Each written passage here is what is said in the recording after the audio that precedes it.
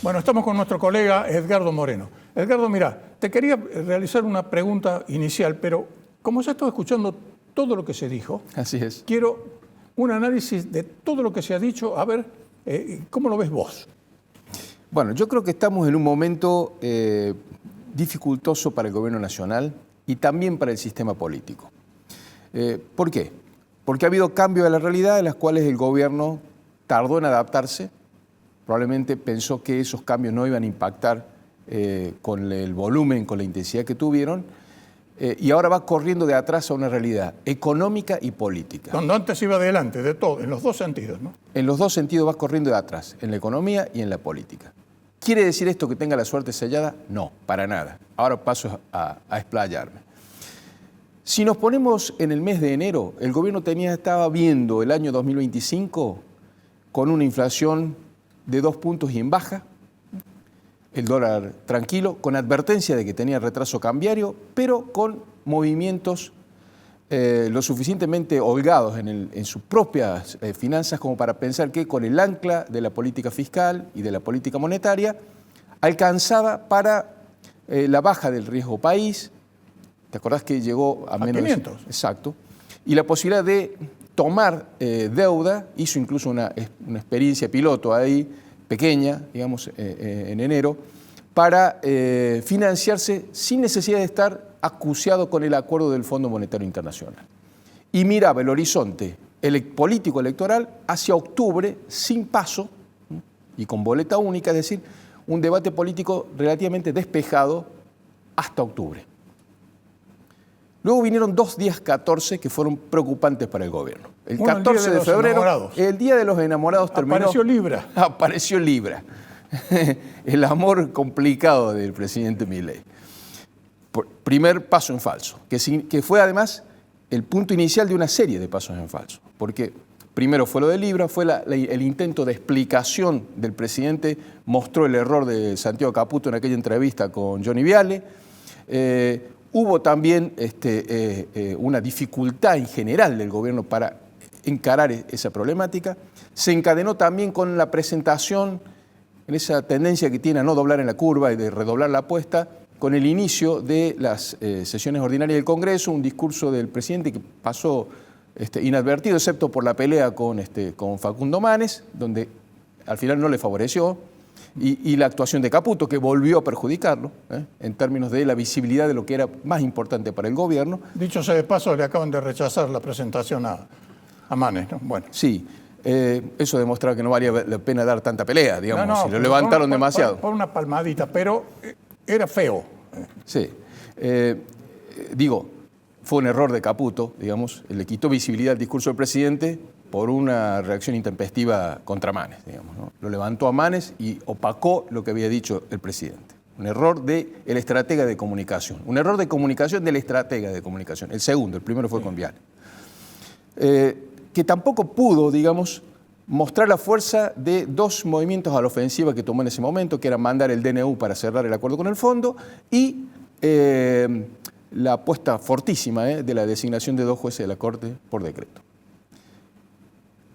El 14 de marzo, o sea, un mes después, empezaron los problemas en otro frente, en el frente económico. Empezó una pulseada con los mercados para ver si efectivamente había o no retraso cambiario y en qué condiciones se cerraba el acuerdo con el fondo.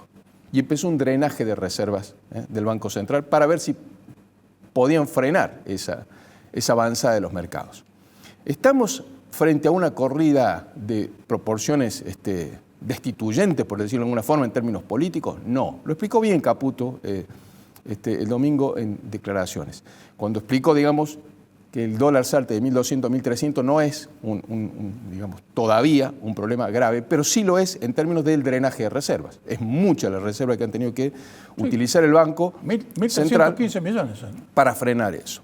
Y sobre todo, de aquel gobierno que decía, bueno, no hay una urgencia de ir al fondo, a que está diciendo, por favor, al fondo, ¿podemos anunciar la cantidad del monto de refinanciación? Claro, y las condiciones. Las condiciones, el apuro de sacar el decreto por decreto de necesidad de urgencia, con la aprobación solamente de una de las cámaras, mejor dicho, el no rechazo de una sola de las cámaras. después del 14 de febrero y del 14 de marzo, hoy nos paramos, ¿no?, a comienzos de abril y miramos para atrás. Entonces ha habido cambios en la situación del gobierno, donde de estar mirando el horizonte económico y político hacia octubre con cierta tranquilidad, de golpe se siente urgido por cuestiones de cortísimo plazo. ¿Y cuáles son las dos fechas que tiene de corto plazo? La primera, la mencionaba recién el analista económico, la fecha de aprobación del acuerdo con el Fondo Monetario. El 16. 16 de abril. Y el 18 de mayo un examen político, ¿no?, que fue un error generado por el propio gobierno, porque, digo, el adelantamiento electoral tiende a ser pactado siempre, sobre todo cuando son fuerzas afines, entre el distrito y la nación. Esto de abrir una elección de concejales porteños y transformarlo en un plebiscito de gestión nacional anticipado es un error de máximo volumen en términos políticos, sobre todo porque no gana nadie de lo que sería la coalición fáctica, digamos, de la fuerza gobernante. Lo que pasa es que Karina Minel lo odia a Jorge Macri. Ese es el tema. Bueno, pero es una explicación, si se quiere, emocional, sin sentido táctico, digamos, de la movida política. Ella piensa que la Libertad Avanza se va a quedar con esta elección de concejales, que es la verdad de las cosas. Si había la intención de marcarle la cancha al PRO y a Mauricio Macri, peleándole en su propio distrito, en la ciudad de Buenos Aires, donde ha sido durante muchos años gobierno el PRO, si esa era la intención, podría haberse hecho de una manera pactada, diciendo, bueno, a ver, vamos a discutir la temática de la ciudad.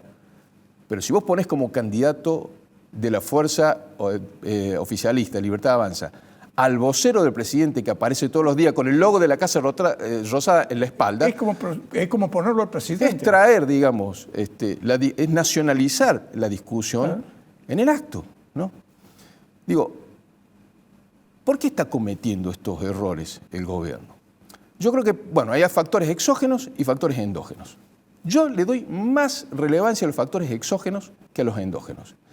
Tanto en lo económico como en lo político, yo creo que el gobierno no alcanza a dimensionar el tamaño del volcán en erupción que es el mundo en este momento, desde la asunción de Donald Trump.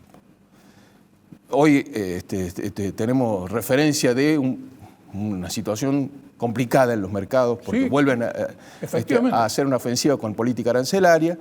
Es decir, y eso es una realidad cantada, eso no es que era inesperado que Trump gobierne de esa manera. Trump decía que iba a hacer esto. Lo dijo en la campaña, ya se sabe que diciendo y haciendo Trump. Esta guerra comercial dijo que la iba a hacer. Exacto. Y esto generó en el acto, digamos, una mirada, por lo menos en Occidente, digamos, y también, digamos, en China, de cautela del resto de la escena geopolítica, sabiendo que eso va a revalorar el dólar y tratando de preservar su propia moneda.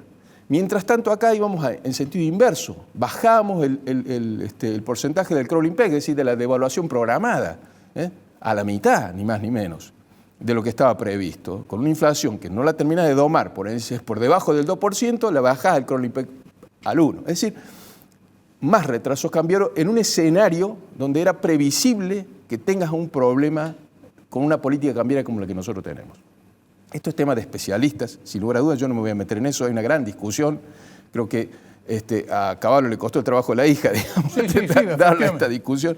Pero me parece que no estaba tan errado el planteo del debate, porque estamos viendo que el mismo gobierno que en enero decía que no necesitaba el apuro de ir al fondo, porque se podía financiar vía los mercados por la baja del riesgo país, ahora está llamando por teléfono todas las semanas pidiendo gestos desde el Fondo Monetario para que dé la sensación de que esto efectivamente está cerrado y eso permita generar un gesto hacia los mercados que apacigue un poco esta volatilidad cambiaria. Colmo, el comunicado oficial del fondo dice que la decisión la tiene que tomar el board. Es decir, y ni siquiera ratifica los 20.000 millones. Ahí hay un origen, está el origen de toda esta incertidumbre. Hay evidentemente en esto una planificación errónea. El gobierno dice, no, todo marcha según el plan, pero evidentemente si en enero estaban diciendo que esto no les interesaba y ahora están diciendo que efectivamente es muy relevante, hay una contradicción ahí. También hay una contradicción en la manera en que se lo plantea la opinión pública, porque de pronto el presidente aparece y dice que discutir la política cambiaria es irrelevante. Pero Trascartón dice que detrás de la movida en el mercado cambiario y la presión sobre el dólar hay un movimiento destituyente, golpista, de la oposición política, de los mercados, el golpe de mercado, la vieja teoría del golpe de mercado de Alfonsín. Entonces, bueno, pongámonos de acuerdo, o es irrelevante o es de máxima intensidad institucional y están tratando de dar un golpe. Gobierno, claro. Digo, esto demuestra que no hay una apreciación cautelosa, digamos, de la situación. Y en términos políticos, lo que acabamos de mencionar, el horizonte que estaba en octubre sin paso, de golpe lo trajiste a mayo. Esa agitación electoral, esa necesidad de saber que hay un resultado en el cual vos te tenés que validar con los votos o no. Yo creo que hoy el gobierno está pasando por un momento que yo digo que es como el momento bases. ¿Te acordás cuando fue con la ley bases, que era una ley ómnibus enorme, sí, ¿no? un ómnibus de larga distancia? El primer gran error político. Fue y chocó con eso. Y después de ese impacto, tuvo un gesto de pragmatismo. Dijo, bueno, a esa ley ómnibus la vamos a hacer ley combi, la hagamos más chica, negociemos, dialoguemos. Hablemos combi, me gusta eso. Hablemos con los aliados que podemos tener en el Congreso, hablemos con los gobernadores, y finalmente revirtieron eso, con un grado de sensatez y de pragmatismo. Fue el momento en el cual tomó volumen la figura del jefe de gabinete, Guillermo Franco, ¿no? Que en ese momento no era jefe de gabinete todavía. Yo creo que está pasando por un momento parecido, donde tiene que pisar la pelota, volver a analizar ya que el escenario ha cambiado, por lo tanto la estrategia de enero no necesariamente es válida hoy, y tiene que adecuarla. Ahora, contracara de eso es que eso no necesariamente, como decía Dallaglio, está impactando en las encuestas de intención de voto. No parece ser que eso le afecte mucho todavía a Milei y a la Libertad Avanza como para que pierdan las elecciones, hoy perdiesen las elecciones previstas para octubre, ¿no? ¿Y por qué no? Porque esa fragmentación del sistema político es extendida. Vos fíjate, está bien, las fuerzas de centro-derecha a la derecha van fraccionadas en 4 listas en la Ciudad de Buenos Aires. Sí, efectivamente. Pero en todos los distritos que tienen elecciones anticipadas, Cristina Kirchner, que es la presidenta del PJ, no pudo cerrar unidad en ningún lado. Tampoco la puede cerrar en la provincia de Buenos Aires, no, donde sigue la discusión, claro, sobre si le conviene o no adelantar las elecciones. Kicillof quiere desdoblarla de la nacional y ella no quiere despegarse de eso, ¿no? Y en el medio sus complicaciones con la justicia. Ha encontrado una veta muy interesante que se la regaló Milei con su error de decir, no, bueno, a mí no, la Corte no me puede condenar por vialidad todavía porque tiene un juez que es ilegítimo, que juró por decreto. Ahí está la presentación que se ha hecho ahora, que eso puede durar. Esa fragmentación de la oposición es el otro dato complementario. Es decir, ¿está bien el gobierno? No, está con dificultades. ¿Está bien el resto del sistema político? No, están con dificultades iguales o peores que la del gobierno.